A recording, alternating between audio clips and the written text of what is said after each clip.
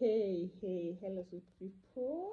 Welcome back. It's me, Helen Tururi, and this is Housewife. We want to start, and first, I want to thank you for the wonderful job that you've done. Yeah, I really appreciate your support. I really appreciate your subscription and your views. And for those who share and also comment, I want to say thank you. You are doing a wonderful job and a wonderful thing for me. Thank you, Asanteni Sana. Now, let's start. We are going to talk about divorce. As you can see, I've written what is divorce. I know some of us, and most of us, we don't understand what divorce. We go through it, yes, sometimes in life. It comes a time that you are in the middle of everything and you don't understand what to do with your next life. But when it comes there that you are entering into a divorce issue, it is hard emotionally, it is hard even physically, because sometimes you don't want to face people, you don't want to hear what people say about you don't want to consider anything in your life. You have focused your mind on that, and it is somehow too painful for someone, of which I don't know because I've not been there, but I know surely it is very painful when you get at a point that you are talking about divorce. And that is why I figured out, or I thought it is better to talk about it. First, let me define, or let me tell you what is a divorce according to my knowledge. Divorce is a permanent separation between spouse, or between people who have been together in marriage. We have different types of marriage. We get into marriage differently, and there are three recognized types of marriage, ways of getting to marriage. So divorce is getting into this process by breaking it apart and going back to be you as you were before you got into relationship or into marriage with this person. So to me, divorce is a permanent separation between married couple. That is what I understand, or divorce. So if you got into marriage through wedding, like church wedding, which we call religious or religion wedding, if you get into marriage through traditions or traditional marriage, or if you got into marriage through civil, that you went to deceased office or to attorney general's office and you got married there, I think that's the same way you should go through to get a divorce. But it is now kind of difficult because at that time you were joining together, and at this time you're going to separate. You see there, it becomes so hard, it becomes so, I don't know how to explain it because it is a hectic thing to talk about. So if you went through traditions to get married, you still have to go through traditions to get a divorce, to get separated forever. So understand me, separation is not a divorce. If you took a break of 2 months, 3 months, some even take 1 year separation, then they come together. That was not a divorce. That was just a break or a separation. Divorce is something so strong, as I can say it. So if you went through tradition, like in my traditions, in my tribe, we, if you want to get married, you go you go to these girls or this person you want to marry home. You talk to the wazee, the elders of that home or that clan, and then there is a price that you pay to be given the girl. And now, when you come to divorce, the same thing happen. You go back to these people, you tell them your issue, you want to divorce because of this and this, and you want to bring back the girl, or the girl goes and say, I want to come back. I don't have trust to this person, or whatever that happens. And the parents agrees, or the elders agrees. In fact, it is a big process, a bit hard. So when they agree on that, they gather back the price that you paid when you are marrying, and then you are given back that price. And when you are given back that price, that marriage now it is separated. It is normal. that is divorce to our traditions. And I understand to civil marriage, those who went to Attorney General and have that certificate of marriage certificate or what, the same thing happened, but now this is taken to court. It's not taken to uko kwa DC ama kwa Attorney General here. You give your reasons for that, and I know before you even take yourself to court, a lot has to happen between you and maybe friends and maybe counselors, maybe the elders, and everyone comes in. And when it is not going to happen, kabisa, you know it is not going to happen, you have that opportunity. You go to court and then you give your reasons. Maybe you have a lawyer to take care of that. And if a time comes you agree, both of you, yeah, we're opting for this, and you are given that divorce certificate, and now the marriage certificate is taken back. You are given a divorce certificate, and you are free to run your life like you yourself, and he is free to run his life like him himself. But now this one, I know, to me, I think it is kind of difficult, because if you get into that process, really, you have invested your life with this person for some times, because it doesn't take 1 year to get a divorce certificate or months. It takes some times while the case is in process. So if it comes there, I know you have to, lazima, you have done a lot of soul searching. Lazima, you have grown your goosebumps like, here I am ready, and this is what I want, for the reasons we don't understand, but you know, but sometimes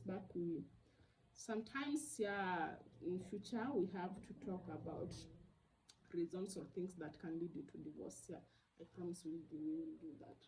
So when you go to do that, make sure, as a wife, now I want to talk to wives, because I'm a wife myself. I'm not a husband to anybody. I'm a wife to someone.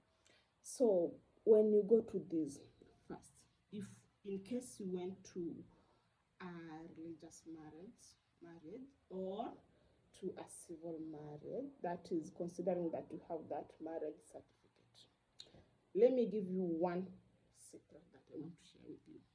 If you obtain this marriage certificate, the marriage certificate contains the two persons' name, you and your husband. Please listen to this. I don't want the husbands to see this. The marriage certificate contains two names. It's a joint of two names, husband and wife. Now it's you and your husband.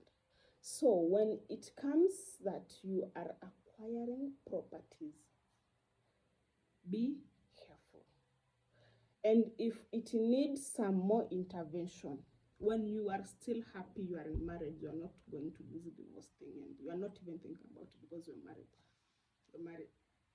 When you are acquiring any property, be it a bicycle, be it land, be it even fridge in your house, whatever you are acquiring, whatever investment you are making, please and please make sure that you are in a joint as well as you were in a joint while getting married. Because yes, maybe the cash is not yours, but you are really supporting in one way or the other. Maybe even the idea of buying that thing is yours. Maybe you are the one who is putting all efforts, searching, doing everything, going to companies, nini, everything, it is you. It's only the cash that is not yours. So you supported in this way. And if it is good, have some evidence, maybe traveling, wherever, maybe, yeah, just to show that you are supporting or you are also doing it, so that when bad luck, let me not talk about it, when it comes to this divorce, you are able to prove that me, I supported in buying this land. How? You are here as a joint person in it, or if not, you did the search or whatever that happens, or maybe you are buying a car and whatever. Make sure that you have a supporting document to show that you did this, so that, because nowadays things happen. Things run away of and out of hand anyhow, and people are separated and divorced in a very funny way. And sometimes we say that instead of staying there and die, let me go back to my home. But if you don't have anything to go to eat with your home, also you're going to become a burden. But I'm not saying that you don't go home because you're going to be a burden. No, just go. It is your home. Your father and your mother rescue. So when you are at a point that you want to get out of that and you're really serious and you want a divorce certificate and you have these supporting documents that you also acquired this property with this person who is your husband and now you are divorcing from him, you are at a greater chance to share the property. But we as African women, we assume a lot. We say that men own everything in the family. And it's not even us who assume, they sometimes force us to do that. And you say, it's yours. Take it by your name. I'm also yours, so take me by your name. But when it comes a time that it is ending, it is so nasty because you feel like you are losing even yourself. Because at 40, you have nothing. This person is doing this and everything is happening. So understand that. That is so important. And to a religious marriage, and now it's becoming a divorce, I know a lot has to take place, a lot has to happen, and this is the worst and it is the last one and it's the difficult one, to get a divorce where you did your marriage at church and everything happens. It is so hard because there is some don'ts and do's that come in together. There is the effect of getting a divorce when you got married to church, and I think we should have to do that video sometimes. Yeah, because now you know the church, how it views you. Yeah, the people that you associating now. Okay, a lot of things happen, but because I thank God because the religious one shares with the civil one in some they have some common issues when it comes to marriage and divorce. So it's like a joint between religious and divorce, the religious and civil. So when it comes to separation or to divorce, thank God because now you can go to the civil one to get a divorce than using the church one, because the church one is okay. We need God to intervene that because we need people to understand what it comes in. So I've given you what the point, what is a divorce, and I've given you some secrets on how to hold what to hold on to marriage. And by the way, I have not mentioned about kids. Kids are ours by choice. Yeah, by our parents, like they came and they're ours. So you don't have to choose like this is my kid and this is not my kid. They came to you and you obtained them. It's God's grace and God's mercy. It's people who don't have kids, they're in a different world than you who has kids and you want to divorce. So when you are getting a divorce and you have kids together, first thing to consider is not even that property which I have talked about, or it's not about that certificate that you want to terminate to get a divorce one. No, it's the kids. Consider kids. Find a way of co-parenting. Find a way of making you and your spouse friends to the benefits of the kids first before you get a divorce. So consider kids first. I'm not saying that to stay because of kids, because sometimes, yeah, you have to leave if it's hard. But consider these kids first before you get that divorce certificate. And when you consider kids, God also will bless you because kids are ours. Kids are from God and they're blessings, and that is what it takes. So for today, I think I have shed some lights for someone, and someone is going like, thank you, Helen, for sharing this. And please let us subscribe. And let us share our videos. As I said, it's our channel, it's not my channel. Let's share our video and give it a like to someone else. And God bless you, people. See you next time.